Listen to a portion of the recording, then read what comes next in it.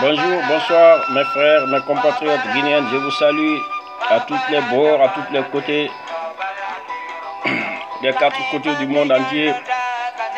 Et je salue tous les Africains, tous les panafricains. Aujourd'hui, je ne suis pas obligé de garder silence, je suis obligé de parler aujourd'hui, d'après tant d'absence, tant de temps, je dis bien, tant de temps d'absence sur le réseau. Je dois parler parce que ça concerne mon pays, ça concerne ma nation. Bon, je vais vous parler quelque chose, mes frères. Lisez cela avec moi. Le 11 novembre 2001, Guinée. Renforcement des pouvoirs du président Lansana Conté.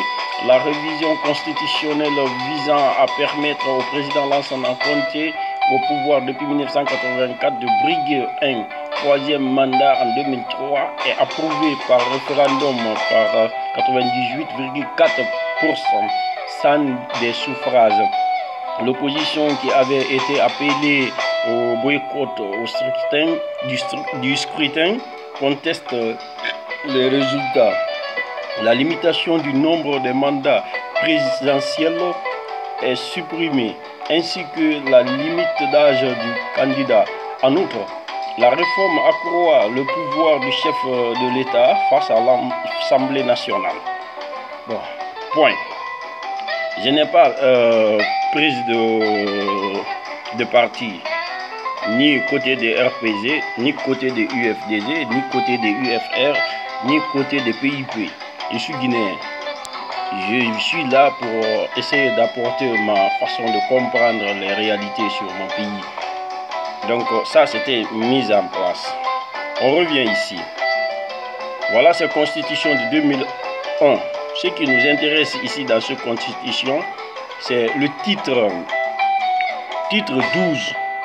Non, c'est le titre 10, la révision de la constitution. Je m'excuse bien. Le titre 10, la révision de la constitution. Vous voyez, lisez avec moi.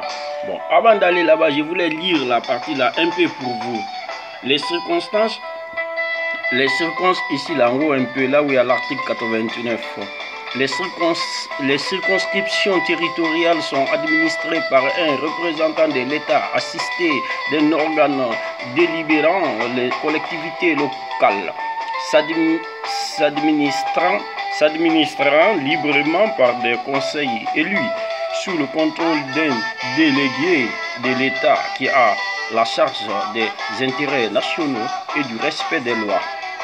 C'est des choses comme ça. Si réellement nous voulons changer la constitution, nous voulons le progrès, le développement du pays, nous avons le droit d'exposer les choses comme ça aux Guinéens, parce qu'il y a la nouvelle génération qui sont là. Combien de générations sont en péril de chômage?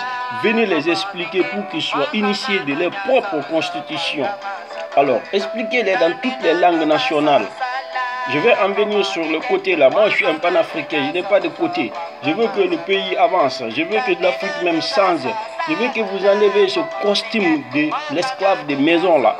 Parce que tous ces problèmes-là, le loup, le grand loup qui est cassé derrière tout ça là, derrière ce fameux fardeau là, c'est la France. Je déclare ça officiellement. C'est eux qui maningassent tout. Mais nous allons venir, avant d'attaquer l'extérieur, il faut qu'on arrange d'abord l'intérieur. Alors de ce fait, regardez, lisons un peu maintenant le titre 10, la révision de la loi fondamentale.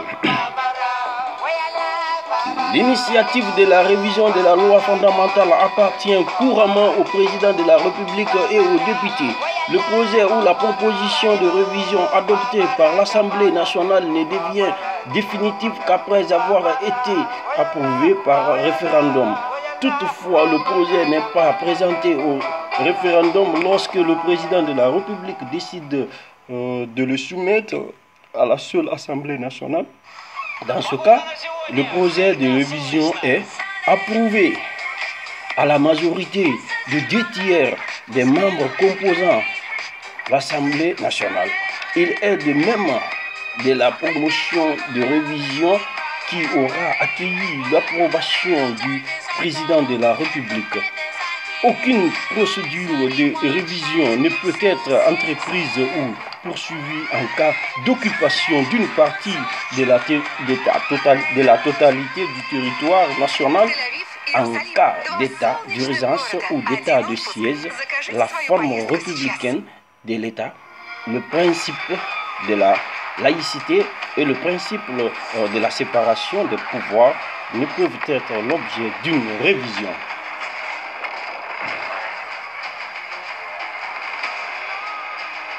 Donc, on va essayer de s'éclaircir les phases.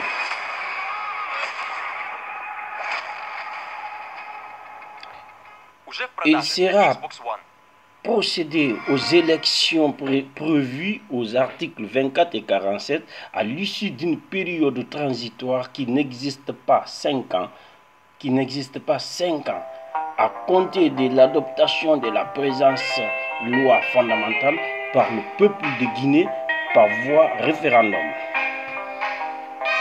Vous voyez, c'est que là, le titre 12 des dispositions transitoires. Ça, c'est le titre 12 des dispositions transitoires. Donc, il y a beaucoup de choses entre vous que vous connaissiez. Et le président de l'Assemblée même qui détient la clé de l'information du peuple de la Guinée, on ne l'entend même pas dans ces procédures-là. Il a parlé seulement de façon trop brève et c'est fini. Bon, nous on ne comprend rien. Venez nous expliquer ici tous les articles qu'on voit là. Quel est l'article que vous voulez changer?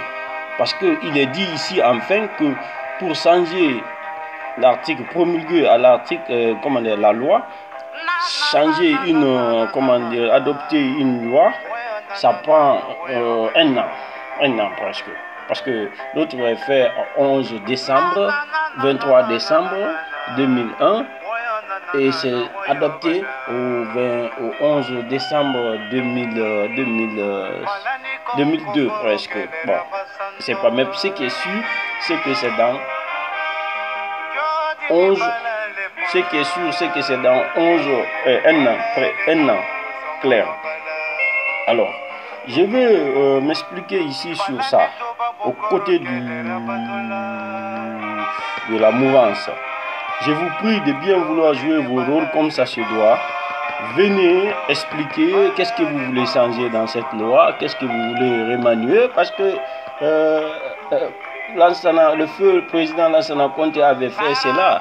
Donc, si je comprends bien, comme le président feu Lansana Conté avait fait cela pour se donner la chance de briguer encore un troisième mandat, donc les dirigeants là, c'était les Selouda qui étaient les premiers ministres, les opposants d'actuels. Alors, si maintenant la balle est revenue au camp des opposants d'hier, vous voulez encore jouer ce même bâton contre les mêmes personnes, parce que ici, le président